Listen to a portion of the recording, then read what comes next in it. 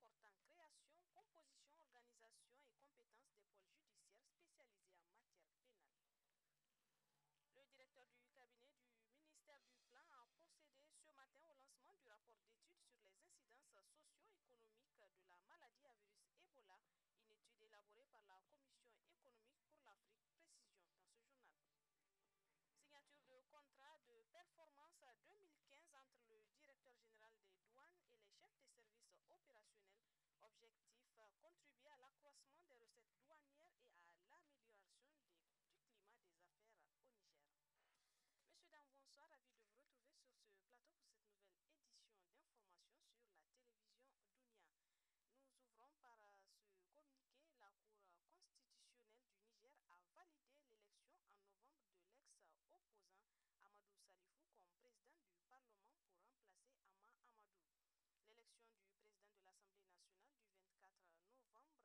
l'ex-opposant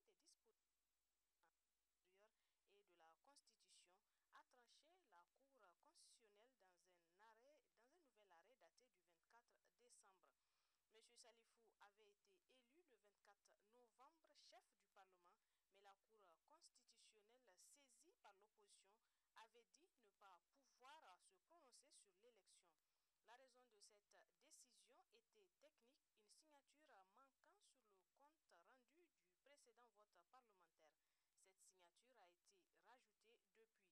La majorité présidentielle avait organisé un nouveau vote le 15 décembre, à l'issue duquel M. Salifou avait été réélu. Dans son nouvel arrêt, la Cour constitutionnelle a jugé le vote du 15 décembre sans objet. Les travaux se poursuivent à l'Assemblée nationale. Ce matin, les députés ont examiné et adopté le projet de loi portant création, composition et organisation et compétences des pôles judiciaires spécialisés en matière pénale. Mariama Soumana pour plus de précisions. Les travaux à l'Assemblée nationale ont débuté par le compte-rendu sommaire de la séance précédente sous la présidence du premier vice-président de l'Assemblée nationale. Ensuite, les députés ont procédé à l'examen du projet de loi portant création, composition, organisation et compétences des pôles judiciaires spécialisés en matière pénale. Ce projet de loi a pour objectif de doter l'appareil judiciaire d'un dispositif spécialisé pour traiter les infractions économiques et financières. Au regard de l'objectif visé, puisque ce projet de loi permettra quand même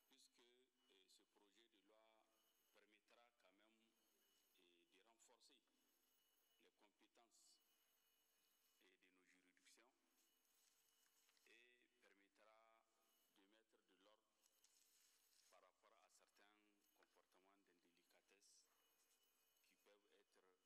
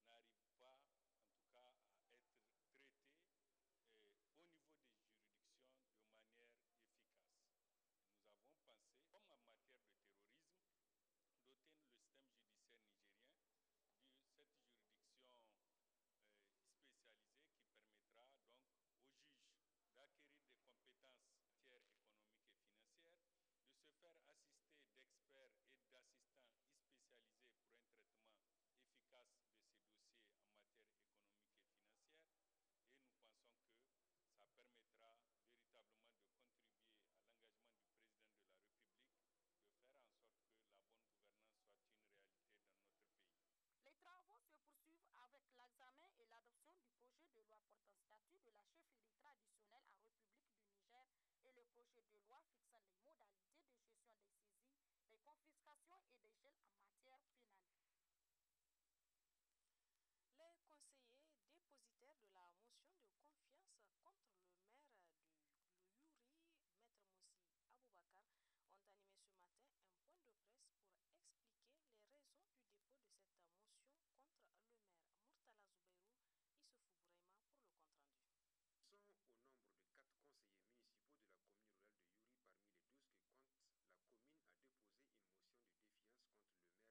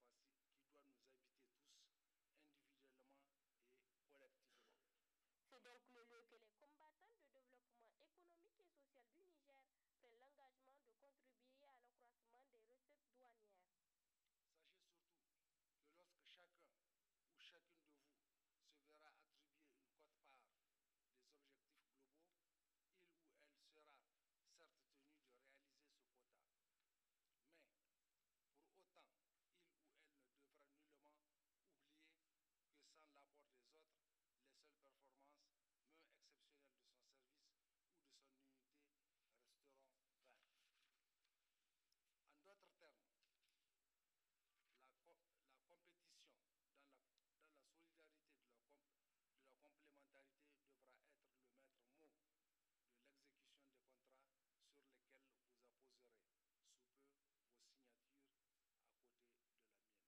Au cours de cette cérémonie, les participants apporteront leur pierre à la construction nationale et en passant redorer l'image de marque de la douane nigérienne. Lancement ce matin du rapport d'études sur les incidences socio-économiques de la maladie à virus Ebola en Afrique. Une étude élaborée par la Commission économique pour l'Afrique, c'était dans la salle de réunion du ministère du Plan sous la présidence du directeur du cabinet du ministère. Compte rendu Alimoto Abdou et Ibrahim Idi. Coordonné par la Commission économique pour l'Afrique dans sa globalité à travers une équipe dynamique et compétente composée de 20 personnes mises en place en septembre dernier pour suivre de près l'étude sur les incidences socio-économiques de la maladie à virus Ebola en Afrique. Cette étude vise à évaluer donc les incidences socio-économiques de la maladie sur les pays touchés et sur l'Afrique dans son ensemble, tant en termes de coûts réels que de perspectives de croissance et de développement. Cette rencontre marque ainsi le lancement de ce rapport d'étude sous la houlette du directeur de cabinet du ministre du Plan. Cette cérémonie se situe tout juste à quelques jours après le lancement du dit rapport au niveau continental, le 15 décembre 2014, au siège de la CEA à Addis Abeba en Éthiopie, par le secrétaire général adjoint des Nations Unies et secrétaire exécutif de la CEA, Dr Carlos Lopez, en présence des ambassadeurs des pays africains, d'autres missions diplomatiques présentes à Addis Abeba et de la presse internationale. Depuis que l'épidémie a éclaté, plusieurs études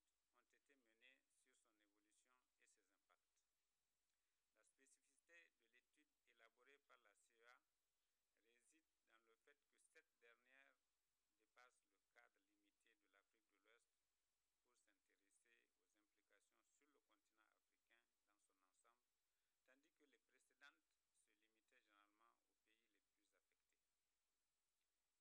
Plus important encore, non seulement l'étude a fait tomber les mythes et la désinformation à propos de l'épidémie, mais elle a surtout contribué à faire ressortir les faits majeurs sur plusieurs fronts afin d'aider les décideurs et autres acteurs à prendre des décisions éclairées et à intervenir en ces moments critiques et pour se prémunir de telles épidémies à l'avenir. Une maladie qui a eu des impacts socio-économiques sur les pays touchés et de nombreuses autres conséquences, d'où cet appel. Face à cette épidémie, le Niger réaffirme sa compassion et sa profonde solidarité à l'égard des pays touchés, renouvelle son engagement et sa ferme détermination à appuyer les efforts des pays de la sous-région afin d'éradiquer, sinon de stopper la propagation de cette grave maladie. Je souhaite aussi lancer un appel à tous les Africains et les personnes de bonne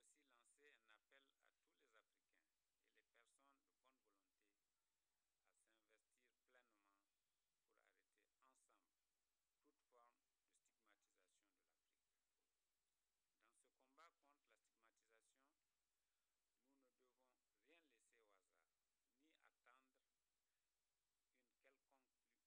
toute forme de stigmatisation de l'Afrique. Dans ce combat contre la stigmatisation, nous ne devons rien laisser au hasard, ni attendre une quelconque publicité négative des médias internationaux avant de réagir, mais être proactif, exprimer et traduire la réalité de notre histoire. Le cours de la destinée du continent doit changer et pour ce faire, nous devons concevoir des stratégies de communication appropriées. Il est donc plus que jamais nécessaire que les institutions comme la CEA et d'autres élaborent une stratégie de communication afin de présenter des objectifs constructifs sur la maladie à virus Ebola et compenser la stigmatisation dans les pays affectés afin d'améliorer leur perception à l'étranger.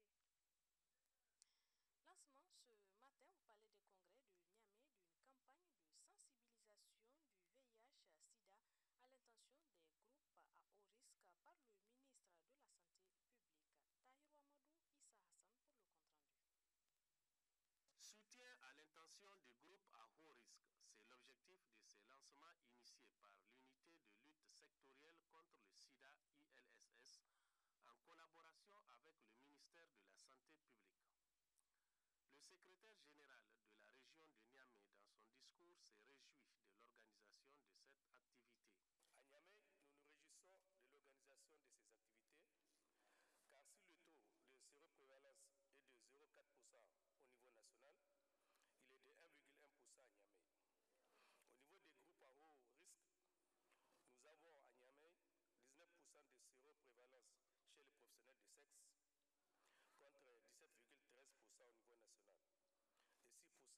niveau national et 6% au niveau des détenus de la prison civile. Nous souhaitons à cet effet beaucoup de succès à ces activités à l'endroit des groupes à haut risque, activités qui auront certainement un impact significatif sur le taux de prévalence et qui permettront, j'en suis sûr, d'être au rendez-vous de 3-0, c'est-à-dire 0 nouvelle infection, 0 stigmatisation et 0 décès liés au sida. Le ministre de la Santé publique, procédant au lancement de cette activité, a mis l'accent sur les méthodes et mécanismes de ce combat qui ne peut être gagné que par une sensibilisation au dépistage précoce. Ce combat pour la connaissance du statut sérologique ne peut être gagné que par une sensibilisation accrue au dépistage précoce, gage de meilleure survie à l'infection à VIH. Chaque individu a le droit et le devoir de se soumettre à un conseil pré- et post-test pour un dépistage précoce comprenant une information personnalisée et un dialogue qui évaluera le comportement de la personne par rapport au VIH. L'annonce du statut sérologique est l'aide pour trouver un soutien auprès des services sanitaires et sociaux. Au Niger, seuls 2,52% de la population âgée de 15 à 49 ans connaissent leur statut sérologique vis-à-vis du VIH en 2012. Ceci explique entre autres les conséquences dramatiques allant jusqu'au décès qu'on enregistre chez les personnes dépistées tardivement. Mesdames et messieurs, depuis l'apparition du VIH-Sida au Niger en 1987, le pays s'est engagé dans une lutte dont le but était de contenir l'épidémie. Cette cérémonie de lancement a vu la participation du représentant de la coopération belge, la coordinatrice nationale, les associations œuvrant pour la lutte contre le sida. Au cours des 3 jours que durera cette activité, des journées de dépistage de sensibilisation seront prévues au niveau de l'Académie des arts martiaux. L'ONG Thiebon a fait un don ce matin au personnel technique de l'arrondissement communal Niamey 3.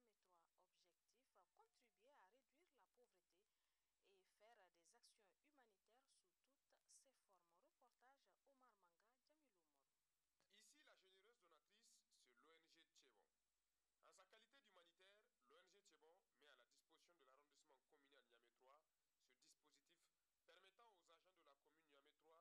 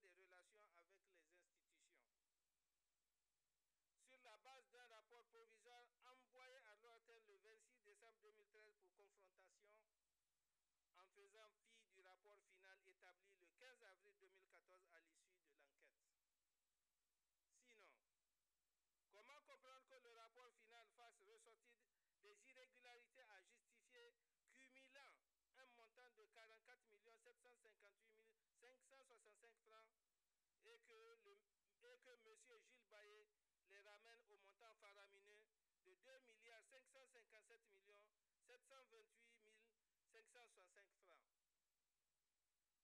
C'est ainsi que, dans son élan, il relève des faits majeurs importants suivants. 1. Une inquiétante progression de la masse salariale avec un niveau d'évolution de plus de 337%. 2. L'octroi des avantages au personnel entre 2010 et 2011. 3. La position débitrice du compte de dépôt au Trésor. De la prétendue inquiétante progression salariale. En réalité, cette progression n'est que de 10,46% malgré l'engagement de 69 agents et l'augmentation de 10% des salaires octroyés par l'État entre 2010 et 2011. Et, en dépit du statut particulier dont jouit le personnel de l'OATN qui lui confère 20% de plus sur la grille de l'administration centrale, les travailleurs de l'OATN sont aujourd'hui moins rémunérés que ceux de la fonction publique. De l'octroi des avantages au personnel. Tous les avantages incriminés par le ministre Gilles Baillet sont arrachés de haute lutte en période d'exception. C'est par exemple le cas des ristournes acquises en 1998 qu'il s'en rappelle. De la position débitrice du compte de dépôt au Trésor. À ce niveau, le déficit auquel le ministre Gilles Baillet fait allusion n'est imputable qu'à la seule responsabilité du ministère des Finances. En effet, ce déficit non résorbé est dû aux avances sur les subventions d'équilibre des organes de presse publique pour le paiement des salaires au niveau du Trésor et dont les mandatements n'ont jamais été régularisés. Mieux, l'État, dans le dernier collectif budgétaire 2014, a prévu de résorber ce déficit, mais à cette date, le règlement intégral n'est toujours pas effectif.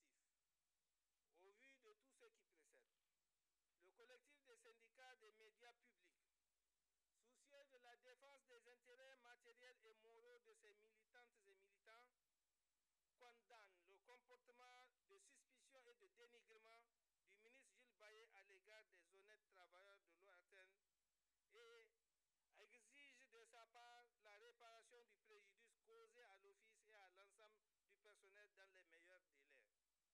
Le collectif demande à ses militantes et militants de rester vigilants et mobilisés pour répondre efficacement aux futurs mots d'ordre de grève.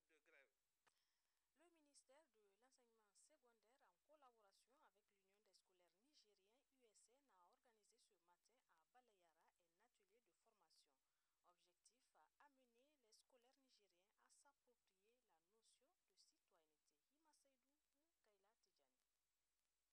L'engagement des scolaires nigériens pour une citoyenneté responsable, c'est le thème de cet atelier de formation initié par le ministère de l'enseignement secondaire et l'Union des scolaires nigériens ISN. Un atelier qui a pour objectif d'amener les scolaires nigériens à s'approprier la notion de citoyenneté. Le secrétaire général de la préfecture de Balayara a remercié le ministère de l'enseignement secondaire pour le choix porté sur son entité pour abriter cette importante rencontre. Les présidents des commissions des 3 thèmes centraux débattus au cours de cet atelier, à savoir la commission tabagisme en milieu scolaire, la commission violence en milieu scolaire et celle de l'environnement, ont brièvement présenté les travaux de leurs commissions respectives à l'assistance. Pour le secrétaire général du comité directeur de l'Union des scolaires nigériens ISN, cet atelier s'inscrit dans la droite ligne des idéaux de l'ISN. La force d'une organisation, c'est sa capacité à baliser les actions de ses militants. En les encadrant positivement, à plus de visibilité sur leur charge et plus de dynamisme et de sérénité dans leur conduite. Toute nation au monde, pour son image et sa grandeur, se doit de former sa jeunesse, particulièrement celle scolarisée, en vue de la préparer à être beaucoup plus utile à elle-même et répondre à l'attente placée en elle par nos devanciers. Procédant au lancement des travaux de cet atelier, le ministre de l'enseignement secondaire a rappelé aux scolaires les responsabilités qui est la leur. Ces changements de comportement président de la République et à son Excellence le Premier ministre doit être une réalité en milieu scolaire, car vous êtes appelés tout naturellement à prendre la relève dans quelques années pour la gestion de la nation. C'est pourquoi je vous exhorte à prendre toute la mesure de votre responsabilité et de votre engagement en faveur d'une citoyenneté responsable telle que stipulée dans l'intitulé du thème des présentes assises. À travers cet atelier, les scolaires nigériens s'engagent plus que jamais à bannir ces mots dont l'école nigérienne a tant souffert. Il faut également noter que le ministre de l'enseignement secondaire a mis à profit ses déplacements sur Balayara pour visiter le CES de la dite localité qui a bénéficié de 8 classes en matériaux définitifs l'an passé. Il faut également mentionner que cette visite du ministre au CS de Balayara est la première du genre en 22 ans d'existence. Direction Maradi, où l'association d'appui au développement local HIMA a officiellement lancé hier au quartier Bagalam les séances donc de sensibilisation sur le choléra. Alzouma Seyni Soumela pour le compte-rendu. Planifié au sein du plan stratégique annuel 2014 de l'association appui au développement local HIMA Maradi, ces séances de sensibilisation sur le choléra qui concernent 5 quartiers de la ville de Maradi, financées par l'association Friends of Niger, basée aux États-Unis d'Amérique, ont été officiellement lancées ce jeudi 25 décembre 2014 au quartier Bagalam de Maradi. Une séance de lancement qui a mobilisé les femmes, les jeunes et les vieux du quartier Bagalam, venus pour écouter et communiquer autour des causes et les conséquences du choléra, une maladie devenue ces derniers temps récurrente à Maradi. Vous savez, ces dernières années, on a constaté des épidémies de choléra au niveau de la ville de Maradi. Donc, ces épidémies ont une fréquence répétée. Donc, c'est pour ces raisons que nous avons jugé utile d'organiser ces séances à l'endroit des populations de la ville de Maradi et des quartiers, notamment les quartiers les plus anciens de Maradi. Donc, cette sensibilisation va concerner 5 quartiers, à savoir Bagalam, Maradawa, Ndaka, Limanti et Hassaou. Les thématiques ont surtout trait à la prévention de la maladie, notamment le choléra. Comment les populations au sein de ces quartiers doivent se comporter pour prévenir cette maladie. Vous savez, les causes de ces maladies sont surtout liées ici dans la ville de Maradi à la promiscuité au niveau de ces quartiers, comme ce sont des anciens quartiers, à certains comportements de la population et surtout aux mauvaises conditions d'hygiène. Pour combattre efficacement la maladie, les autorités coutumières et municipales appellent les populations à plus d'hygiène dans les foyers. Donc toute la population, que ce soit dans leur maison, qu'il y ait de l'hygiène, aux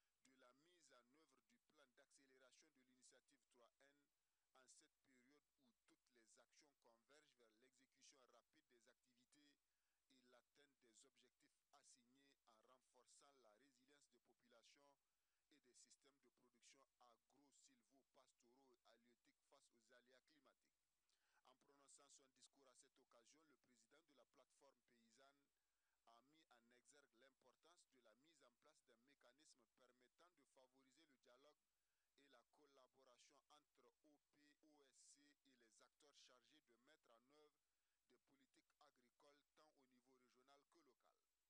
La cérémonie officielle d'ouverture de cet atelier sur la participation des OP et OSC dans l'élaboration et la mise en œuvre des politiques agricoles intervient au lendemain de